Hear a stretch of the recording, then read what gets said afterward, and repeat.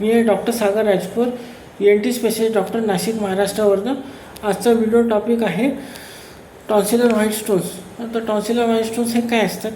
आता आपण टॉर्च टाकतो, आपल्यापैकी बरेच लोक सोडतात टॉर्च घशामध्ये आणि आरशामध्ये बघतात, तर आपल्या त्यात सफेद पॅचेस दिसतात टॉन्सिल्सवरती. एक टॉन्सिल इकडे असतो, एक टॉन्सिल तिकडे असतो, त्याच्यावरती सफेद पॅचेस दिसतात.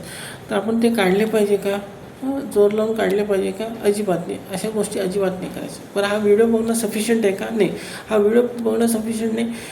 व्हिडिओच्या डिस्क्रिप्शनमध्ये लिंक दिली आहे, त्या लिंकवरती क्लिक करा आणि पूर्ण आर्टिकल वाचा. हे फार गरजेचं आहे, कारण आपण स्वतः पेशंट आहेत की आपले रिलेटिव्स आहेत की आपले मित्र आहेत, आपण त्यांना व्यवस्थित गाईड करू शकता.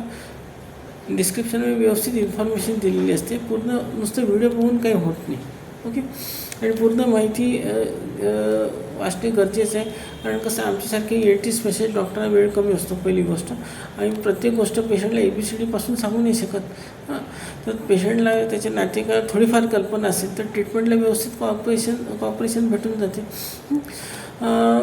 तर आता हे काय असते टॉन्सिल व्हाईट स्टोन्स, हे का होतात? तर मग आपल्या टॉन्सिलमध्ये क्रॅक्स असतात, क्रिवायसिस असतात, त्याच्यामुळे अन्नपदार्थ जाऊन बसतात आणि त्याचं इन्फेक्शन होऊन जाते.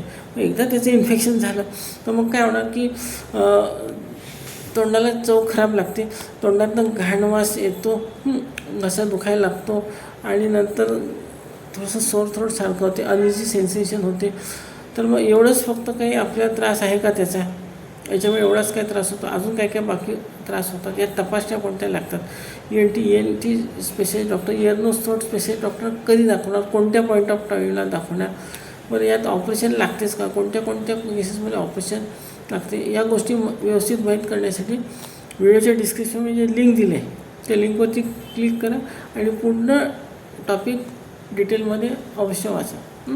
आपल्यापैकी बऱ्याच लोकांना इंग्लिशचा प्रॉब्लेम असेल तर तुम्ही ChatGPTच्या मदतीने हे ट्रान्सलेट करू शकता मराठीमध्ये, पण शेवटी ओरिजिनल आर्टिकल असतो. AI जर व्यवस्थित टेक्निकल टर्म्स ट्रान्सलेट करत असेल तर तुमची जबाबदारी आहे, ते AIची जबाबदारी.